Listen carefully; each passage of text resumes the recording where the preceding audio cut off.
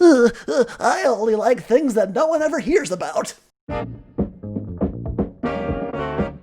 Greetings, Earthlings and Fragcommies. My name is Luke. I am Beau. That much we know. Rapping. It's already a good episode, right? We're going to do top 5 niche fragrances. First up on the list is a fragrance that's very reminiscent of another fragrance, a much more popular fragrance. Some might call that a clone. Others may call that a dupe. Some people might even say it's inspired by. I like to call it Parfum de Marly Percival. This is Abercrombie & Fitch Fierce with Ambroxan. So imagine that Abercrombie & Fierce DNA. We've all smelled it. We've all been in the malls. Remember the 90s? This is the smell. But it also has that metallic vibe that you get in Sauvage or Bleu de Chanel. This one is going to be super mass appealing, super pleasant.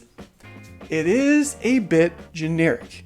And sometimes when you're going into the niche world, that's not such a bad thing. This does have better longevity and projection than the current formulations of Abercrombie & Fitch Fierce, so take that as you will.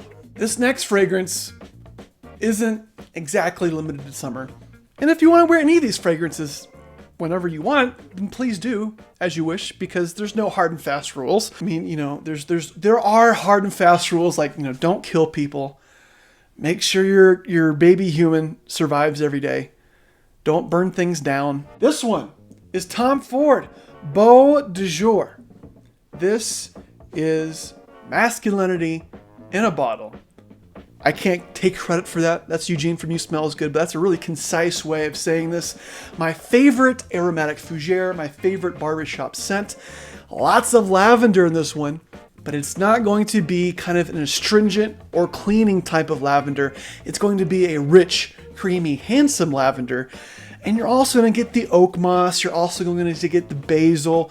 You're also going to get some patchouli. This one is very nice. And the reason I picked it for this list is it does so well in the heat. Once your skin kind of warms up, this isn't one that's going to kind of start glowing and get really kind of loud or aggressive. Next on the list is from the House of Creed. And it was a fragrance that was inspired by the perfumer's love of skiing in the Alps.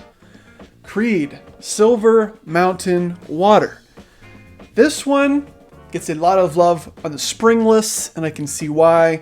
It is green tea, black currant, musk, sandalwood with citrus on the top notes. It is super fresh, super bright, super uplifting.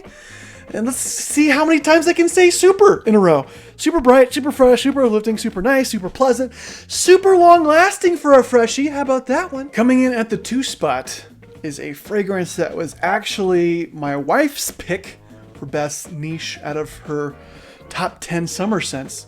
This is Aqua de Parma, Colonia Essenza. Colonia Essenza.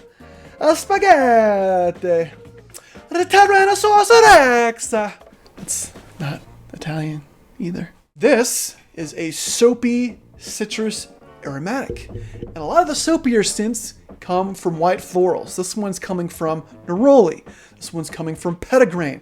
It also has bergamot, some citrus, mostly kind of a lemony, clean, soapy smell to this one. It does have a musk that comes through a bit prominently in the mid that some might think is an older gentleman's vibe. But if you're old at heart like me, or a time traveler like me, where age gets tricky, technically I look like I'm about, 30, but really I'm 156. Time just gets complicated when you're a time traveling, guys. This one will not be for everyone. However, I find myself reaching for it the most in the summertime. I think that's just because it's very refreshing, very clean. If you're not really sure about these barbershop scents, or you're kind of intrigued by these more mature scents, but you don't really want to dive in and go full on Paco Rabanne pour homme, this one I think would be one that would be a good gateway, let's just say. That leaves us with one. The best fragrance, in my opinion, that I have for 2020.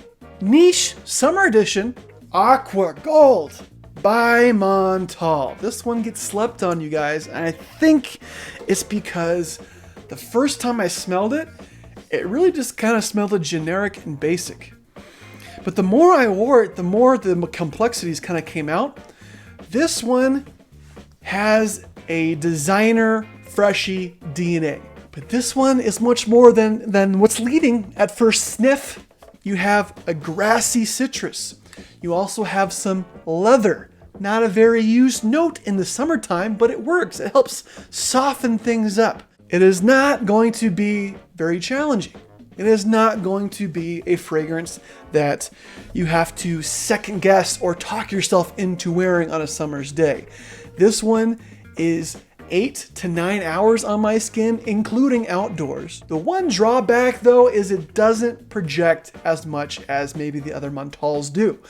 It does sit a little bit closer to the skin. It is kind of a lighter designer freshy, but with that leatherness, with that grassy citrus, it's like it's leaving the station of Designerville and it's heading out to Niche City, but it just can't quite get up that hill. I think it is blind buy worthy, and I don't throw that one around lightly just because it is a niche fragrance that is fresh. It does have a designer quality about it. I think if you are trying to get into the niche world, you're really going to love this one, and this one's going to kind of bridge that gap. That's it for me, folks. I am Lucas Poe. Thanks for watching. This has been Summer Week.